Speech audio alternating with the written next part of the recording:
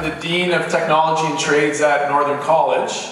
And just quick show of hands, how many people know where Northern College is located? I'm not expecting to see too many hands, I'm not going to lie.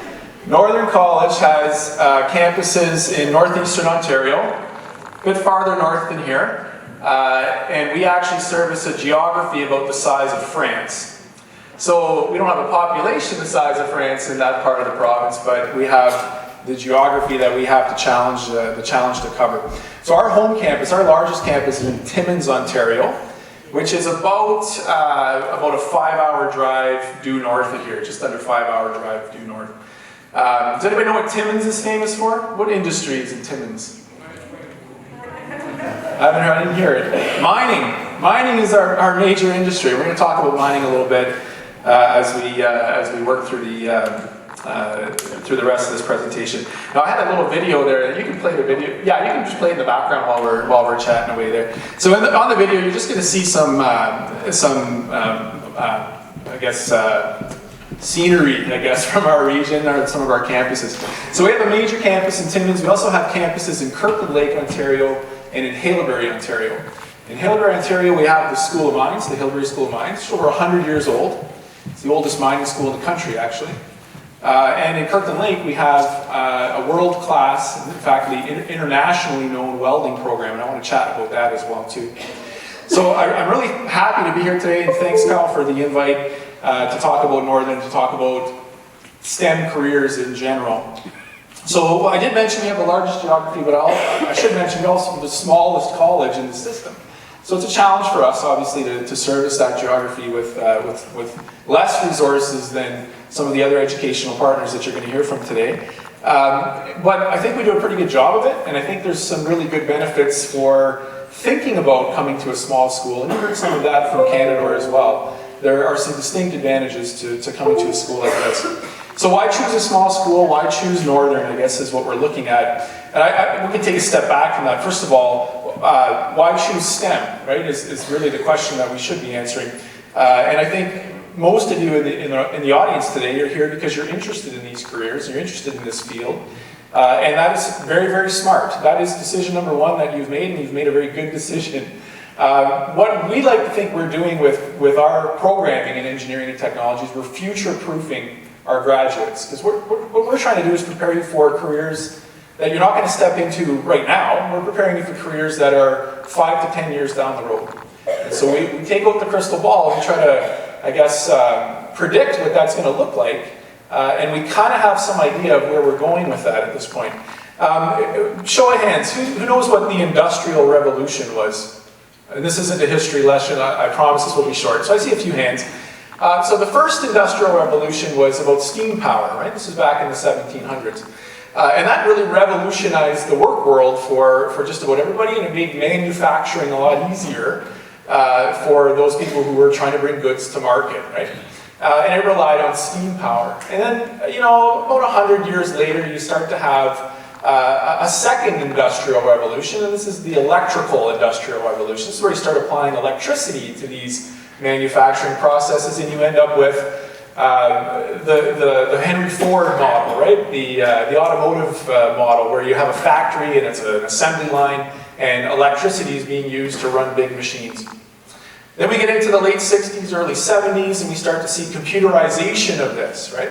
That's the third industrial revolution. Guess what we're in now? A short 50 years after that, we're in the fourth industrial revolution right now. And what we're trying to prepare people for is something called Industry 4.0, which really is the fourth industrial revolution. Does anybody know what this is sort of revolving around? This is automation. This is the virtualization of the factory, the creation of the smart factory, the factory that runs itself, right? So what we like to think about are some careers where, we mentioned this from our presenter from RBC, we mentioned this, a lot of these careers we're looking at right now have that risk of being automated. I want you to be the automators. I want you to be the people who are employed in that automation, right? So I'm going to talk about a couple of career choices. Welding, you might have seen a montage about welding engineering. In this country right now, we have an aging infrastructure. We have aircraft, road work, bridges, you name it, warships, pipelines. All these things are getting older and they need to be repaired and replaced. And this means that we're using today's technology to build what really are older types of inventions. Well, when you use new processes and new materials to do this, you have to engineer that. I look around this room, and there are multiple examples of welding in this room, right? Every single weld that's in this room, any metal structure that's joined together with a welding engineer had to determine what process to use to do that. And that's a field that's underrepresented right now. There's a huge demand for welding engineers, and there will be as we move into the future. And this is a career choice that definitely is going to see some automation. And one of the reasons I'll bring this up is we have examples of this. This is one of the industries that we're definitely seeing this in right now. So when I take a welding torch and I put down a weld, I used to have someone to come and inspect that weld, right, to make sure that it passed the test. Well, now the computer can do that while it's welding. It actually can lay down the bead and collect reams of data that an algorithm can process and tell you right away whether or not that weld is good or not. That's new. That's not something that we've seen in the last 10 to 15 years. This is new.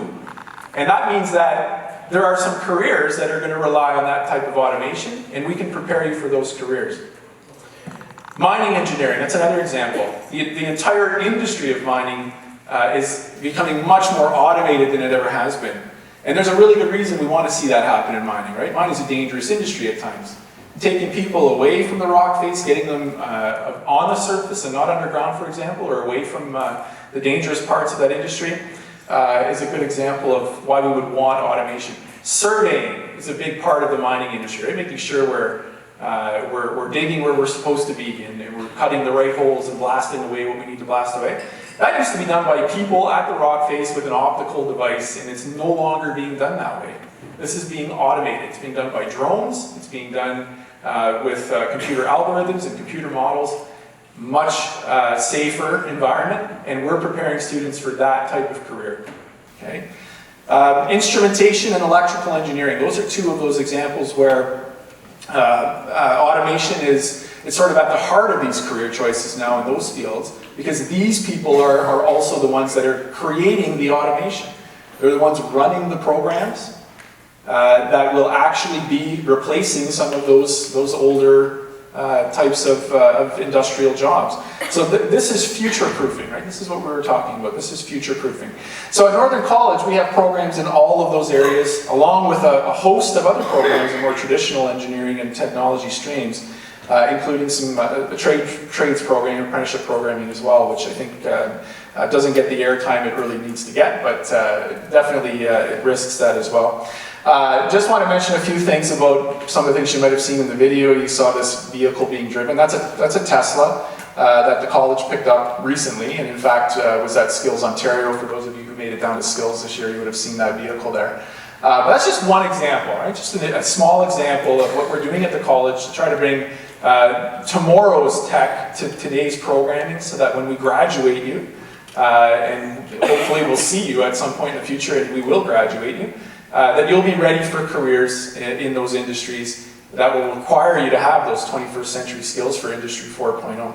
So I'm going to leave it at that. I thank you for your time today. Enjoy the rest of your day, and thanks for being here. Cheers.